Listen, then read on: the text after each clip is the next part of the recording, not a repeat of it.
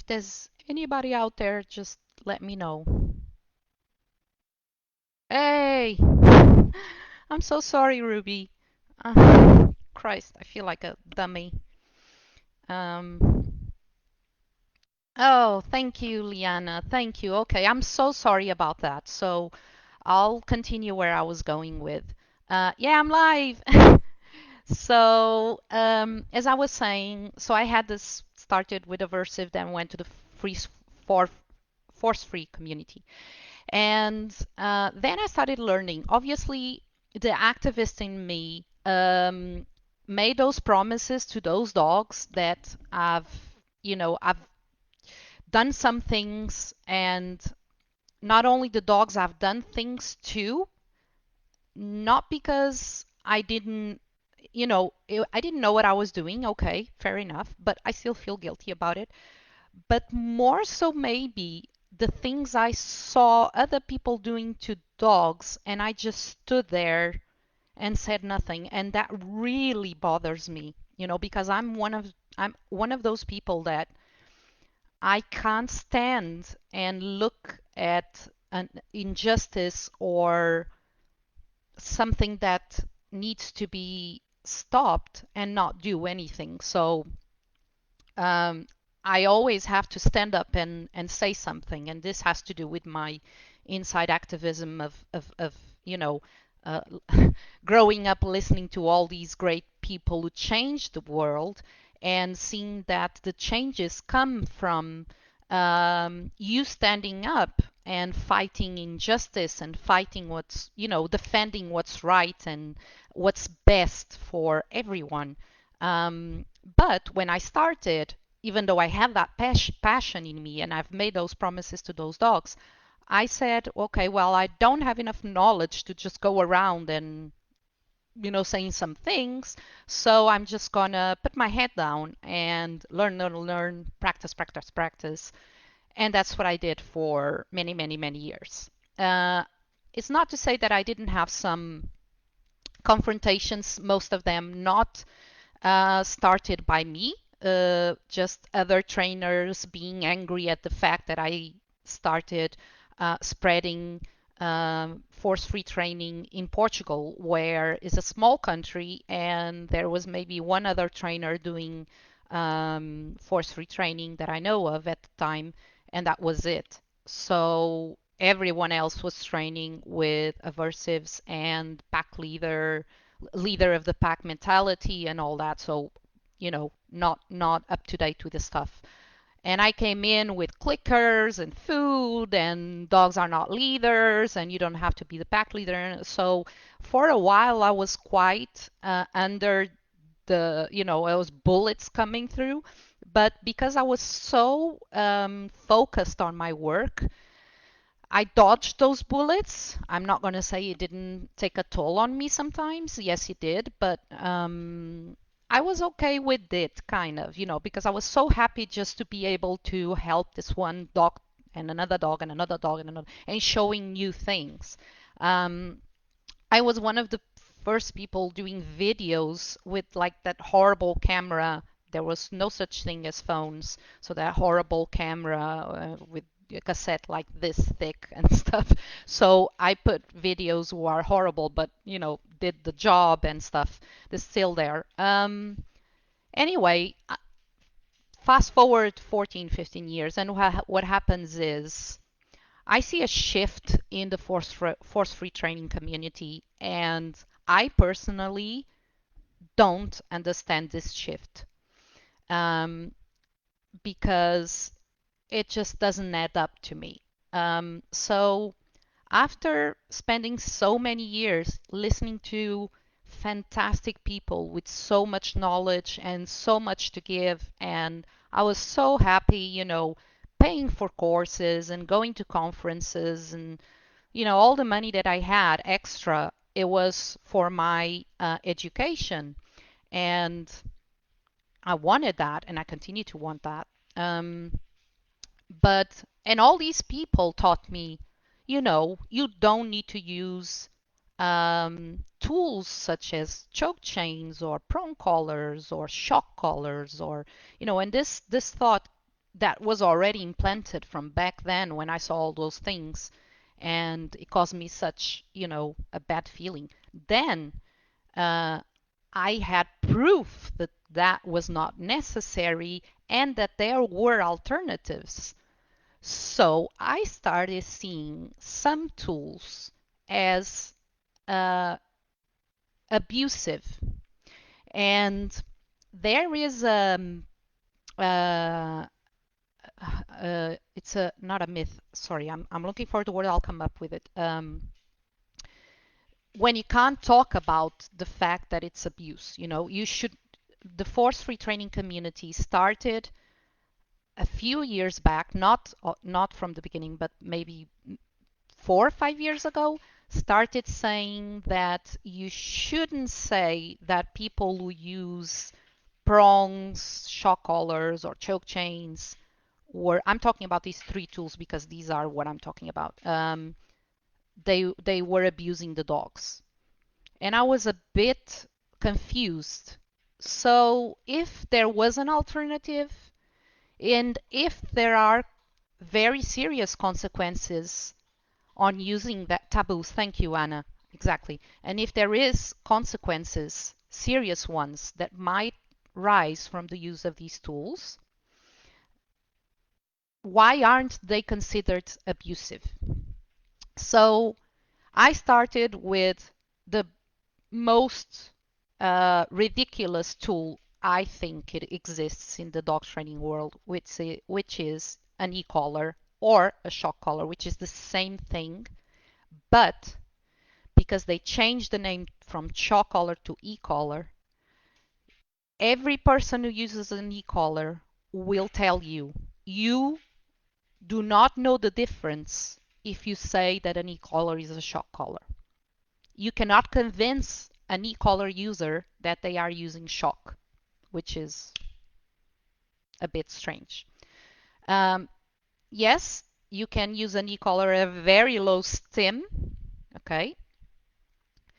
And it could be just like a tickle, but if that works as an aversive, then is an aversive.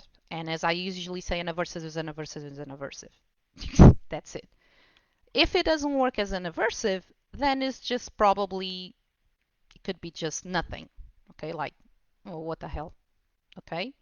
But then if it doesn't work as an aversive, what's going to happen is the person is going to set the higher volume or higher whatever voltage, and ends up at a point where it has to be aversive, which usually ends up being at the point where the dog is getting an electric shock. Now, how do I feel about electric shocks? I don't understand giving electric shocks to a sentient being who does not understand what's going on, did not consent to it, and just for the sake of the dog doing what we want.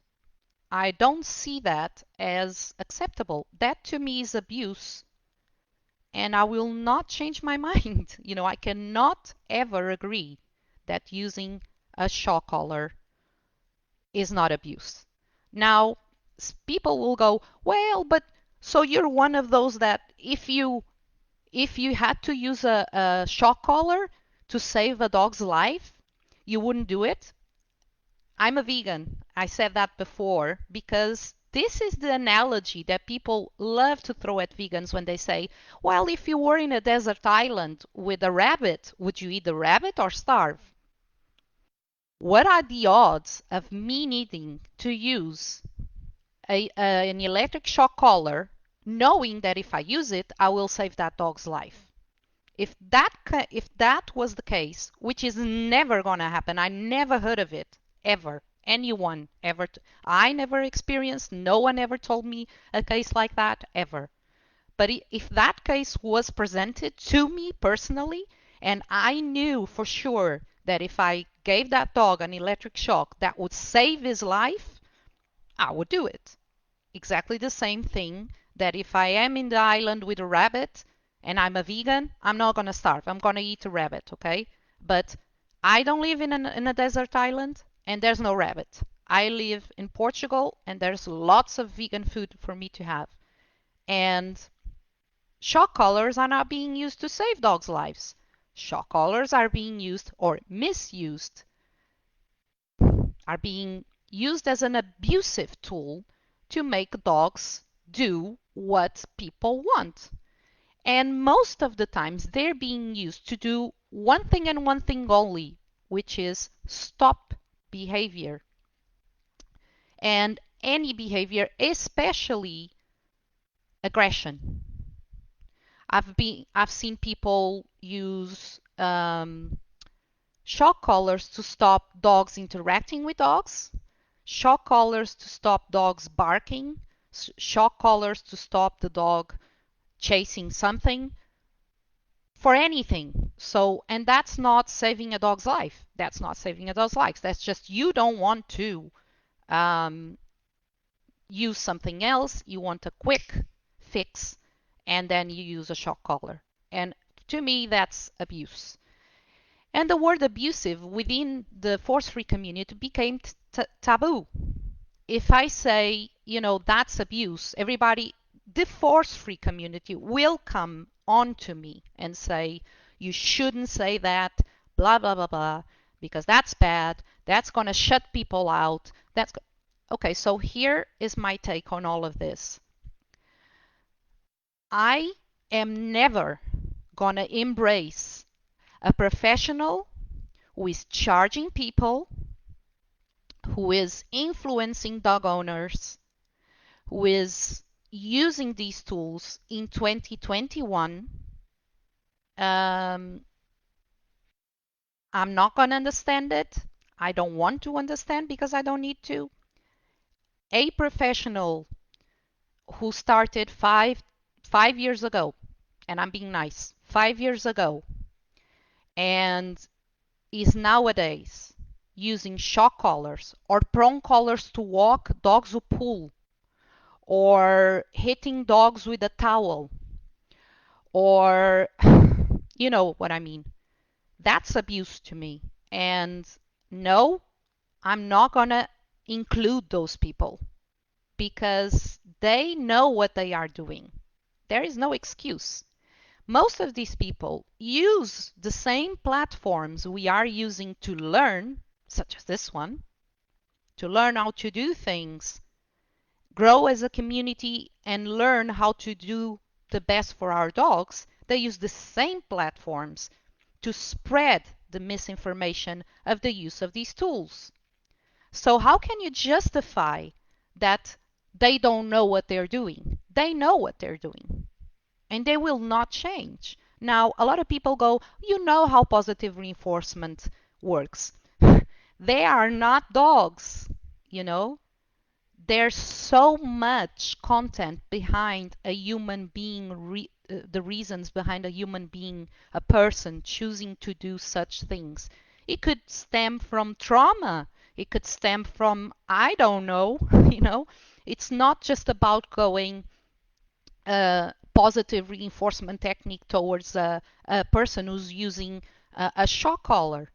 Now, also, the force-free training community started mixing up um, dog owners and professionals. So when I started being more activist after so many years, and my career shifted a bit from I have trainers working for me, and I started giving a course. So, you know, as it goes, I started being a bit more vocal about how I felt towards shock collars, for example. And fortunately, I did see some institutions, associations, groups of people who thought like me that shock collars should be banned. Actually, um, I know that's the way it's going to go because, they have been banned in a few countries in Europe. So if you train a dog with an e-collar, and I have asked a lot of e-collar trainers this question, to which they never have an answer to, is if you would move to Sweden, how would you train dogs? Would you just quit your job because you cannot train a dog with an e-collar. It is forbidden. So, but this doesn't seem to be enough. People will say you cannot say those trainers are being abusive because then the dog owners think they're being abusive. Okay. So when I have clients every day. I still work with clients. And when I work with a client that has used, um, has done something aversive towards the dog, 99% of the times they don't like what they did, they feel guilty, and they want to change. 99% of the times they have been influenced by one of those let's let's be kind trainers. Okay? Because, and this is the point I'm trying to make, force-free training community loves to preach to force-free trainers. That's it. Because I discovered that if you go to TikTok, which is a new platform, and TikTok is filled with young kids, there's all sorts of ages, but it's a uh, younger generation on TikTok. And when I do TikToks about dog training, and I have a channel there, I started it in Portuguese, I reach the dog owners, which is something that is not easy to do because I have Instagram, I always had Facebook, I had blogs and all that. And uh, it seemed that the people who started to gather around me were professionals, which is great. It's fantastic. But I really wanted to get to the people, the people outside, those dog owners who are outside who have a dog who pulls and don't know what to do, those people who have a dog who barks and pulls and don't know what to do. I wanted to get to them because somehow aversive trainers who use those tools were getting to them. And why? Because they go to a shop and they say, my dog pulls a lot, what am I going to do? And the guy in the shop goes, well, just use a prong, put it in his neck, and it works. Of course it works. Dog, well, it works. It's not a question of it doesn't work or works, it works. But if if no one says differently, and if no one is there to tell them there are different ways of doing, and what they're doing is working, they're going to keep doing it. But then they'll call me a few years later, or a few months later, and exactly, Ruby, and they had a problem. The dog is now aggressive or anxious or reactive or whatever. And I'm like, yeah, you're using a prong collar. Yeah, you're doing an alpha rollover. Yes, but I don't blame the dog owners. I blame, and yes, I blame these dog trainers who are scamming people. You know, they're not taking responsibility for that, because if then those people will not go to those trainers again, they will go to other type of training. And even though they can't make the connection, sometimes when I tell them the connection between the things, they go like, oh, it makes sense, but I never thought about it like that.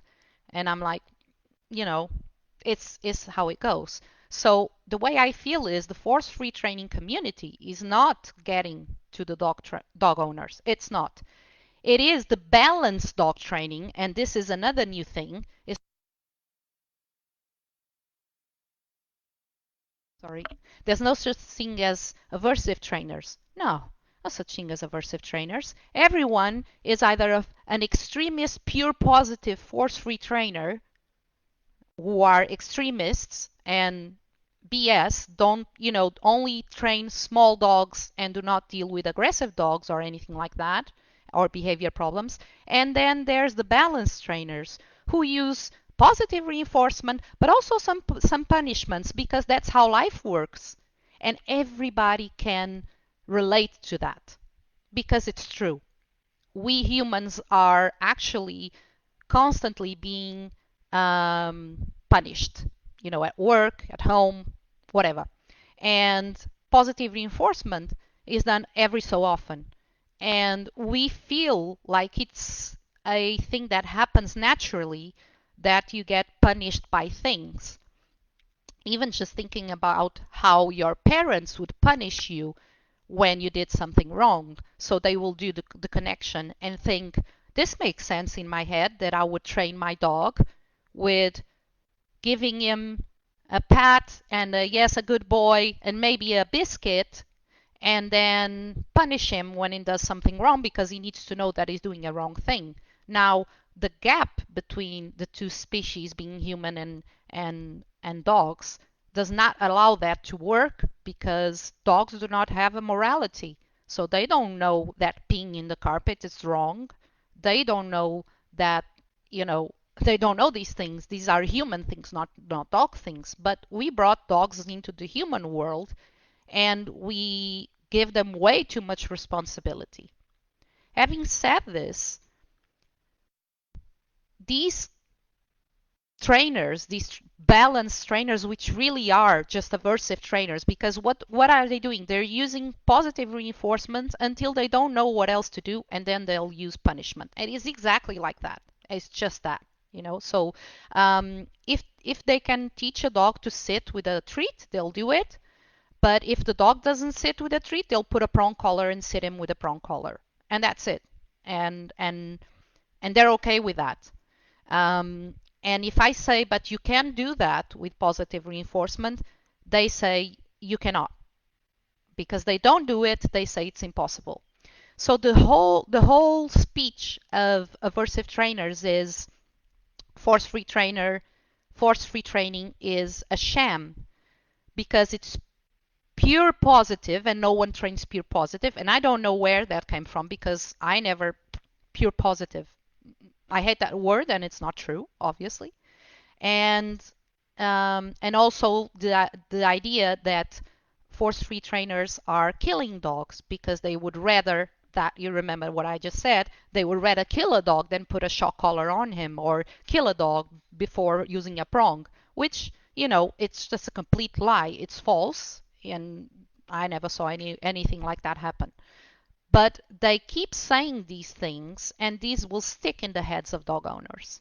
So when I went into TikTok and I started doing videos, and I noticed that the videos were falling into dog owners' laps, I was like, oh my God, this is such a great opportunity. Funny enough, the Portuguese channel is doing great. I'm reaching so many dog owners, and it's been a very, very positive experience. I decided to open an English channel as well because I thought, well, you know, why not try to do the same thing in English? And I tell you, we are completely overwhelmed with in the English community, and when I say English speaking community, USA, Canada, not so much in the UK, but also in the UK, but USA especially, people using these three tools, especially prongs and e-collars, for everything.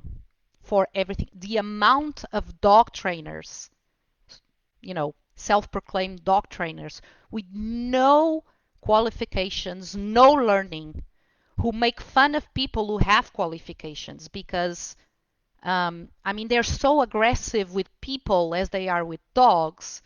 Um, and these people have millions of followers. It is incredible. You go and watch it for yourself. You know, there's this one guy which is called, I remembered his name, I noticed his name. He's called Jonas Black. And his nickname is Punk Ass Dog Trainer. Just this, you know, punk ass dog trainer. I mean, who? Well, whatever. Just go and watch what it says and do and does. I mean, I cannot believe it. You know, the guy is a complete narcissist. He's rude and he's he's rude to people. He's rude to their own to dog owners. He talks the way he expresses himself. He uses the F word and the S word and you know all these words, and he makes dog owners feel guilty. He imposes his way of doing things as being the only way of doing things.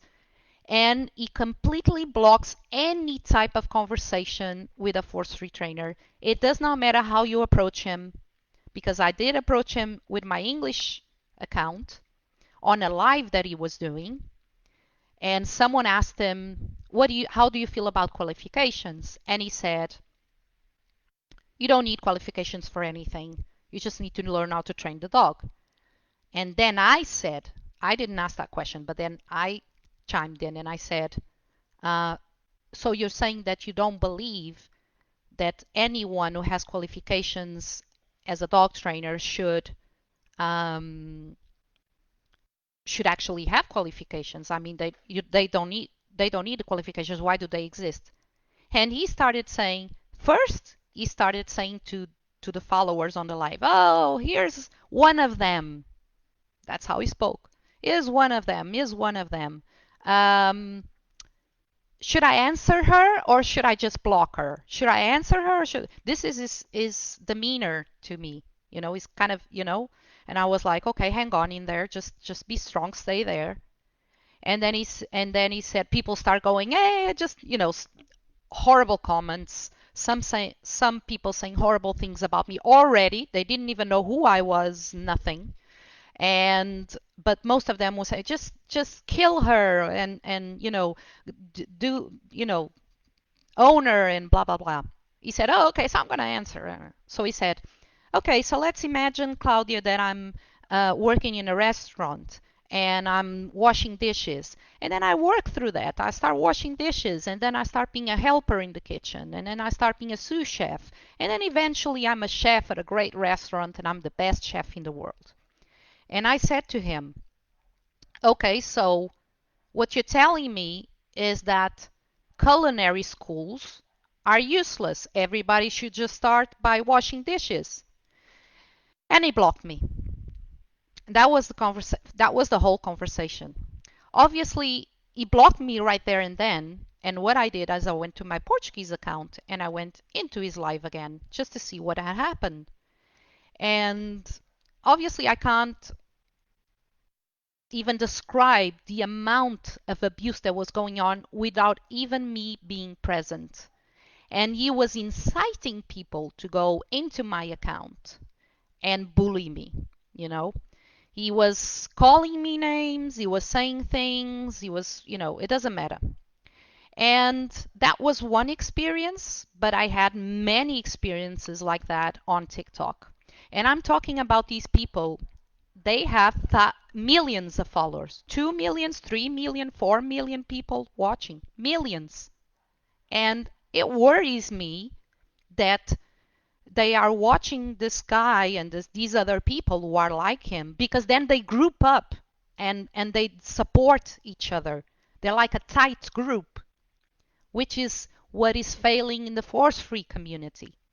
So force-free community, because of the bullshit, sorry if I shouldn't say this, Ruby, but because of the wanting to be inclusive, not saying words like abusive, and trying to get them to our side by being kind, it's working wonders, only not. It's not working, guys. It's not working. What is happening is now we are seeing force-free conferences, force-free trainers alongside with abusers and giving platform to abusers who already have millions of followers. And I'm in awe. I'm like, why aren't these people who taught me so much about you shouldn't train dogs or you don't need to train dogs using aversives hugging these people? And I'm asking for help to voice the concerns of the dogs. When is it gonna be a time that we're gonna stop being ever so nice to everyone and just start pointing fingers and saying that's not okay? Because if I'm going out on the street and I see someone hitting a child, I will do something. And you know what? 99% of the people that I know in the world will do something, will go and stop the person from beating a child or beating up a dog. And this is really mind blowing that if you see someone out on the street kicking a dog, you call the police and say dog abuse. But if that same person has a t-shirt saying dog trainer, oh, then it's fine. What? And then when I stand up and I film that guy and I name him and I say this is a dog trainer who's promoting things without even knowing, and most of these people don't even know what they're talking about. They don't can't tell you a definition. They mix up positive reinforcement with negative reinforcement. They are using Lima as a green card to do what they do. Most of these trainers will go, I'm a Lima certified trainer. Lima doesn't certify anyone. Lima is just a way of doing things, and the aim of Lima is actually to stop people from using aversives, not incentivate. But because it's not being clear what they did, these balanced trainers who use e-collars, prong collars all the time to do all sorts of BS will say, well, I'm Lima certified. So even Lima says that I can use it. So when I need to use it, I'll use it. And then these trainers will go on to these conferences with these big names, and little old me, little old Ruby, little old, I'm sorry, I'm calling you guys little old, but small trainers like us who are trying to get a voice out and are trying to stop the abuse of dogs, because it's enough. 2004, I saw them using prongs and shock collars. This is 2021, and I'm still seeing it. It's not working. The strategy of being nice to them, trying to bring them to our side just by doing our work, it is not working. They are still trying to bring to the TV aversive trainers. How many times will I have to say it is not working?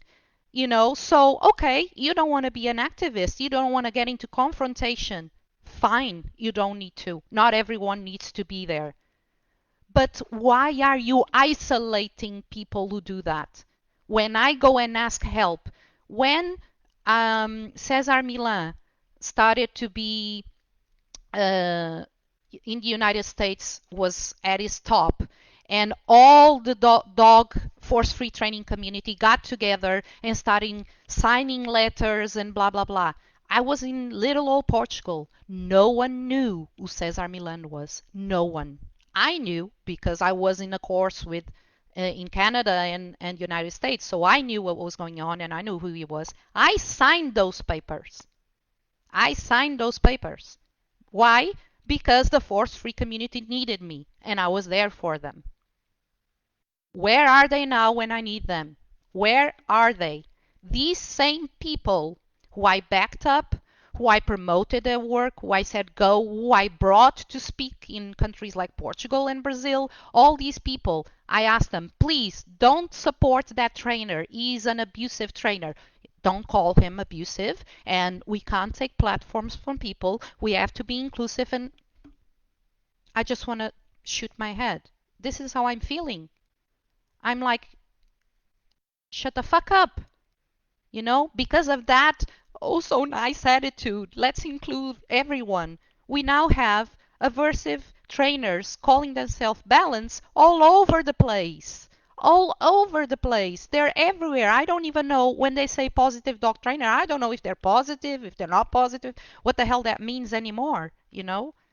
And this is my point with being activist is like you don't want to be an activist, you just want to do your own work. I've been there, I've done that, that's fine. Not everyone is emotionally charged to just getting to ask these people, do you have qualification, do you know what you're doing, please. For example, I would go to a guy who was I remember going to a guy who was using a prong collar, a prong collar on a cat. I'm not joking. The video is on TikTok. A prong collar on a cat, and I said, um, Do you know that you can do that differently? And the person said, well, I tried other things. And usually they say, I tried everything. I tried other things and it didn't work, so this is working well. And I said, are you aware of all the consequences and have you talked about the consequences of using these tools? And he blocked me. And this is where we are right now. So, people go, oh, the community can be so toxic because they talk in your back and they say this and they say that and blah blah blah. Yeah, but that's not the community. That's people. That's people. And I'm gonna give you to finish up. I'm just gonna give you an example. This year was a crazy year for everyone. It is still being well, last year. I still haven't disconnected from the last year because it's still the same. But last year was a horrible year, full of very negative events for everyone, and everyone is feeling.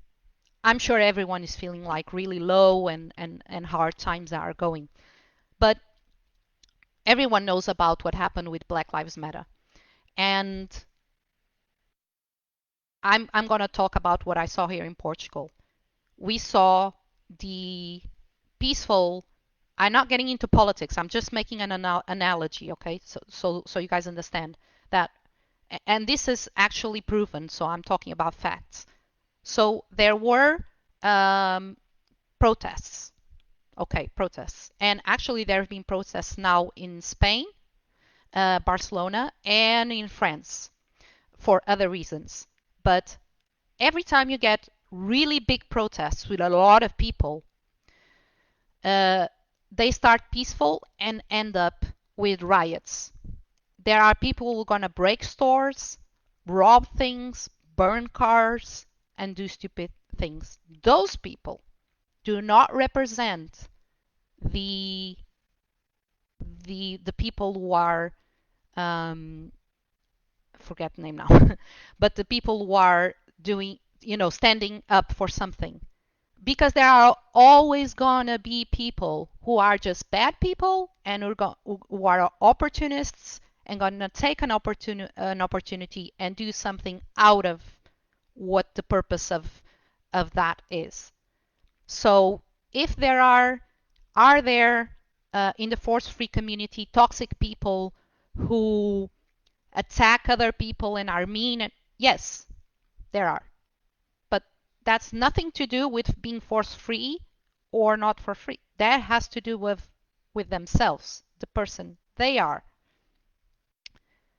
In the non-force free community, are there people who are toxic? A lot more people who are like that.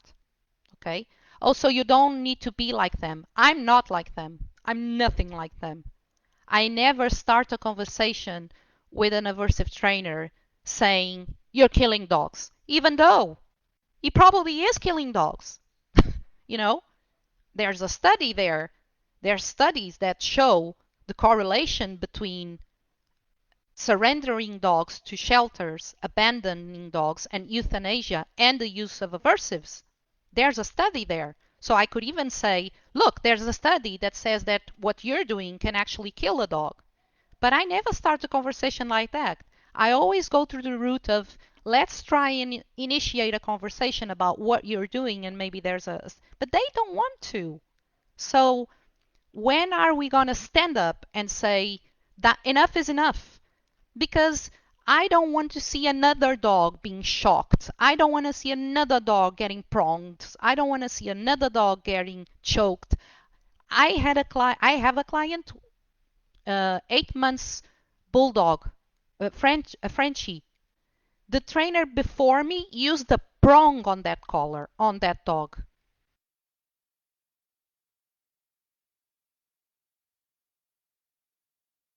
Can you believe a trainer being so irresponsible or unknowledgeable about dogs that he puts a prong on a brachycephalic dog? That's insane. That's insane. And this was 2 months ago, 3 months ago. This is 2021, and this continues because the force-free community continues to turn a blind eye to the abuse, but they will not bat an eye to point a finger at me and say, stop doing that. Do not speak up. You're being rude. Don't say that. You're not being inclusive. You're doing it wrong. And I'm being attacked by my own community, by the same people who taught me stuff. What the heck are you guys doing? What are you doing? What?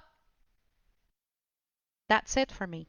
That's what activism is, and that's what the force free training community has become, a mix of people who are just so eager to please everyone that they're just stop caring about dogs and their owners. They just want, that guy that's having a platform to speak, he's there because he has millions of followers.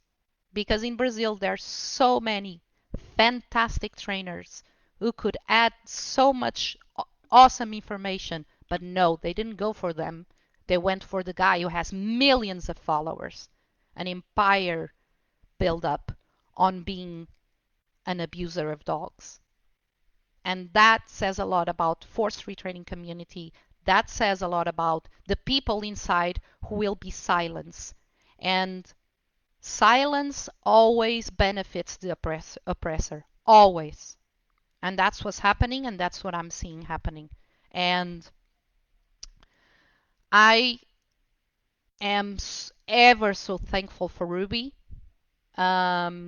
because she allowed me to come here today and vent, because I'm going to a really bad phase because of it. Because this guy is Brazilian, and I have been to Brazil many, many times, and I know a lot of Brazilian professionals, and their fight is bad and ugly. Okay, it's ugly out there. You have no idea how they do things there. They go, it's death threats. Okay, and as we're starting to move a little bit forward, they give this guy a platform, and all our work is gonna just be thrown in the garbage. And I've got lots of Brazilians coming to me and say, why are they doing this? And I have no answers. And because I'm older, and because they come to me a lot, I feel so lost. Because what if I don't even know? All I'm saying to these people is, I don't even know institutions, associations that I could truly trust. I keep looking at one, which is PPG, and but I'm like a scolded cat. I'm waiting to see what happens, because to me IAABC used to be the one and only, and look at it now. So I don't know anymore. So I just want to spread the message that being silent and not taking a stand is not working, guys. And also shaming your colleagues, your force-free trainers who are dealing with clients every day and seeing things and experiencing the pain. They need your support. They don't need you to tell them to shut up. They don't need you to tell them to be silent as well, you know. No one told Martin Luther King to shut up. Well, they did, but he didn't. He didn't. He spoke even louder. So every big change in the world that came from injustice came from speaking up and standing up. Stand up for what you believe it's right. Bob Marley. So that's how I feel. And right now I'm a little bit better today because Ruby allowed me to have this microphone.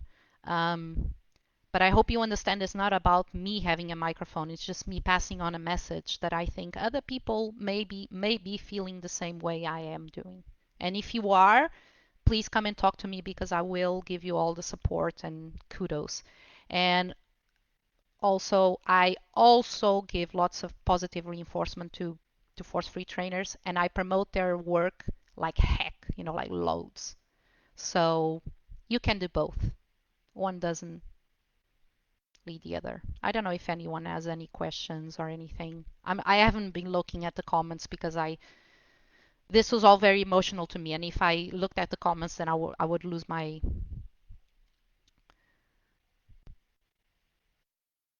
Yes, Nikki, exactly. Yes, yes, and the fact that PPG is actually fighting for and as takes clear stances for these things. It's a fresh breath air, a fresher breath air.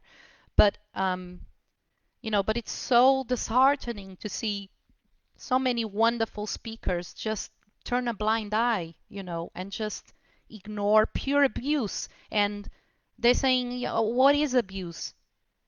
Abuse is something that you do to an animal without their consent and it's not needed and it's not to save their lives. So it's abuse. It's abusive everywhere. We see abuse everywhere.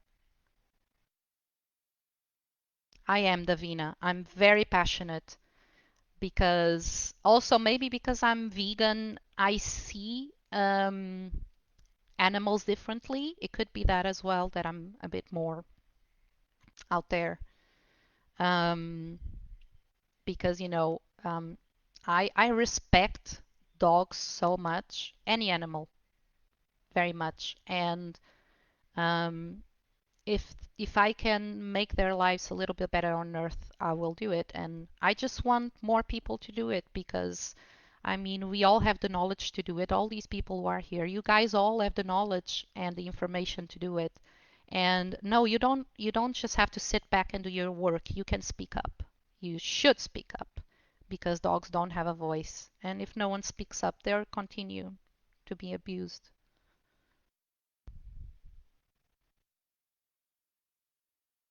Exactly, Nikki. That's exactly how I feel. You just said it all. Yeah.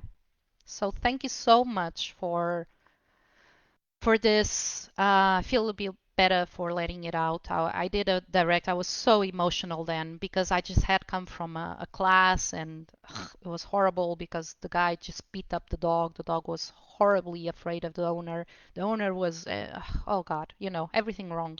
And then I come to this and I see that and I broke down, I guess. But I do feel a bit disheartened right now. And I don't know, right now I feel like I want to change careers, but at least I could speak up and I'm so thankful for you guys to come and hear me and I spoke a lot. So thank you so much and I don't want to keep you here any longer. Um, yeah, Nikki Touch will not go without being someone who's done a lot of work in the dog community. Yeah, she's pretty awesome. Shame that I can't go for a coffee with her because that would do me great. And Ruby and everyone else. Right, guys. I will say goodbye. My dog is looking at me like you've been talking forever. Come and play with me. So, and thank you from the heart. And I know sometimes I sound very abrupt, but I'm actually a nice person, so you can talk to me about anything. So thank you. Thank you, guys.